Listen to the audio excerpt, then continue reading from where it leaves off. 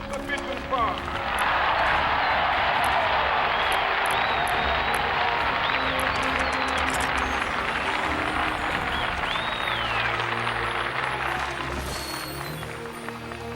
But we refuse to believe that the Bank of Justice is bankrupt. We refuse to believe that there are insufficient funds in the great vaults of opportunity of this nation. So we've come to cash this check, a check that will give us upon demand the riches of freedom and the security of justice.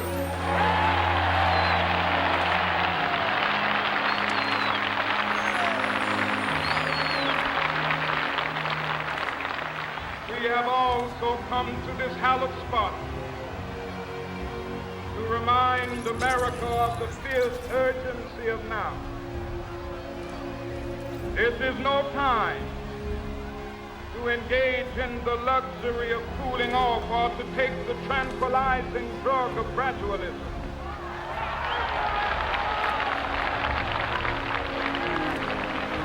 Now is the time to make real the promises of democracy.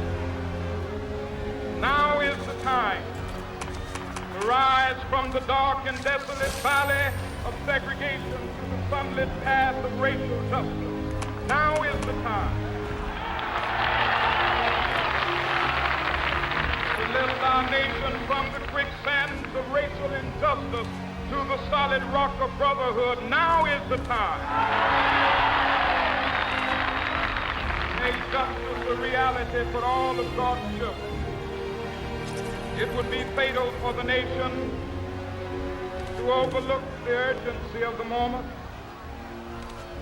This sweltering summer of the Negro's legitimate discontent will not pass until there is an invigorating autumn of freedom and equality. 1963 is not an end, but a beginning. Those who hoped that the Negro needed to blow off steam and will now be content will have a rude awakening if the nation returns to business as usual.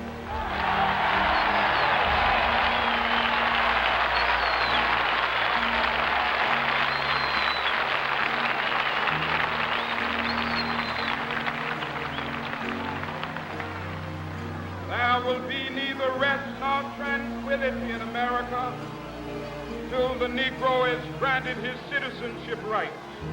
The whirlwinds of revolt will continue to shake the foundations of our nation until the bright day of justice emerges. That is something that I must say to my people who stand on the warm threshold which leads into the palace of justice. In the process of gaining our rightful place, we must not be guilty of wrongful deeds. Let us not seek to satisfy our thirst for freedom by drinking from the cup of bitterness and hatred.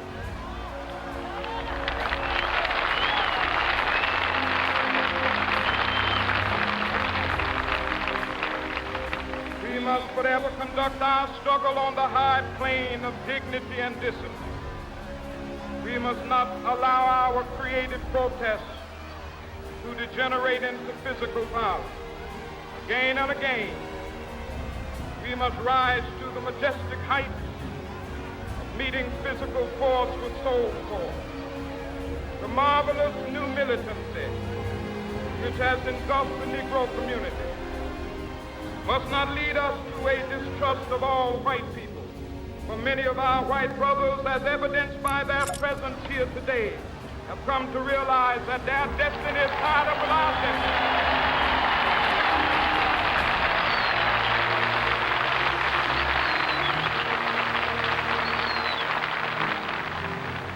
They have come to realize that their freedom is inextricably bound to our freedom. We cannot walk alone. As we walk, we must make the pledge that we shall always march ahead. We cannot turn back. There are those who are asking the devotees of civil rights when will you be satisfied? We can never be satisfied as long as the Negro is the victim of the unspeakable horrors of police brutality. We can never be satisfied as long as our body is heavy with the fatigue of travel, cannot gain lodging in the motels of the highways and the hotels of the city.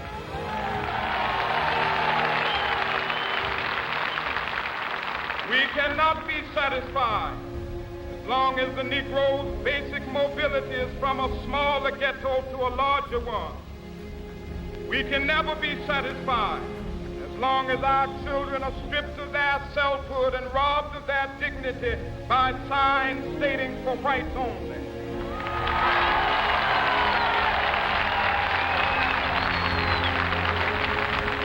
We cannot be satisfied as long as a Negro in Mississippi cannot vote and a Negro in New York believes he has nothing for which to vote.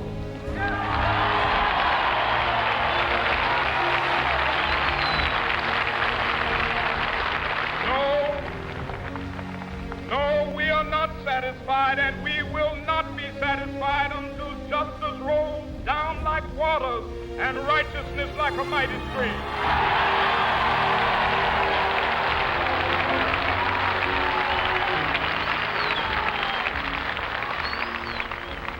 I am not unmindful that some of you have come here out of great trials and tribulations. Some of you have come fresh from narrow jail cells. Some of you have come from areas where your quest for freedom left you battered by the storms of persecution, staggered by the winds of police brutality. You have been the veterans of creative suffering. Continue to work with the faith that unearned suffering is redemptive. Go back to Mississippi. Go back to Alabama. Go back to South Carolina. Go back to Georgia.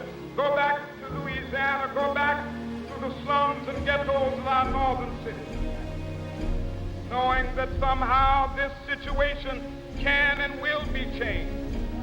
Let us not wallow in the valley of despair.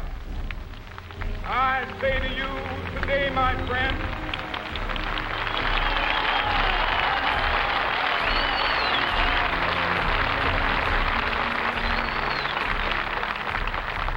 so even though we face the difficulties of today and tomorrow, I still have a dream.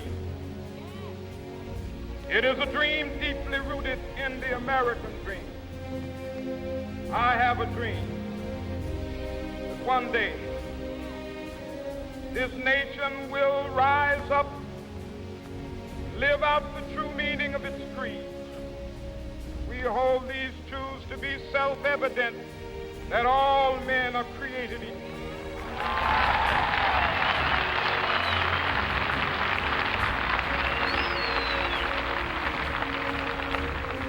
I have a dream that one day on the red hills of Georgia, sons of former slaves and the sons of former slave owners will be able to sit down together at the table of brotherhood. I have a dream that one day, even the state of Mississippi, a state sweltering with the heat of injustice, sweltering with the heat of oppression, be transformed into an oasis of freedom and justice. I have a dream. My four little children will one day live in a nation where they will not be judged by the color of their skin, but by the content of their character. I have a dream today.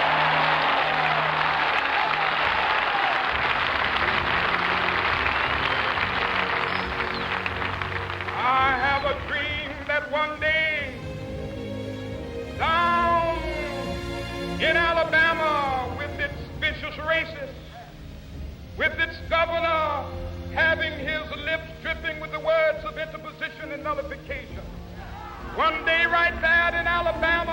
black boys and black girls will be able to join hands with little white boys and white girls as sisters and brothers. I have a dream today.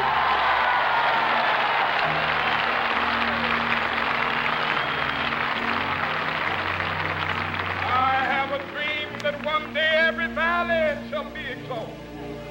Every hill and mountain shall be made low, the rough places will be made plain, and the crooked places will be made straight, and the glory of the Lord shall be revealed, and all flesh shall see it together. This is our hope. This is the faith that I go back to the South with. With this faith, we will be able to hew out of the mountain of despair a stone of hope.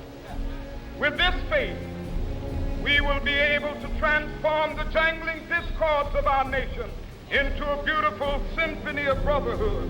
With this faith, we will be able to work together, to pray together, to struggle together, to go to jail together, to stand up for freedom together, knowing that we will be free one day.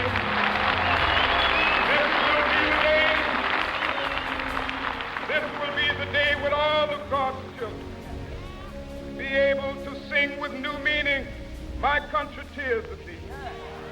Sweet land of liberty, of thee I sing. Land where my fathers died, land of the pilgrim's pride.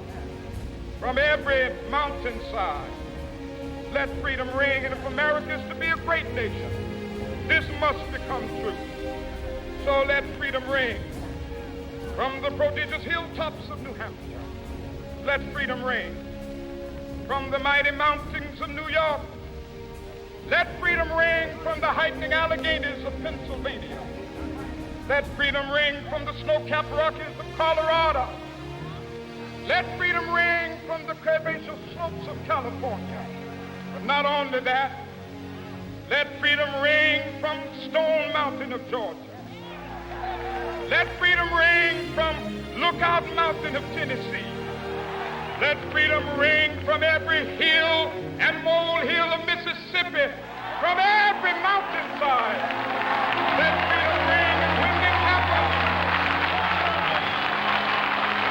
when we allow freedom ring, when we let it ring from every village and every hamlet, from every state and every city, we will be able to speed up that day when all of God's children, black men and white men, Jews and Gentiles, Protestants and Catholics, will be able to join hands and sing in the words of the old Negro spiritual, free at last,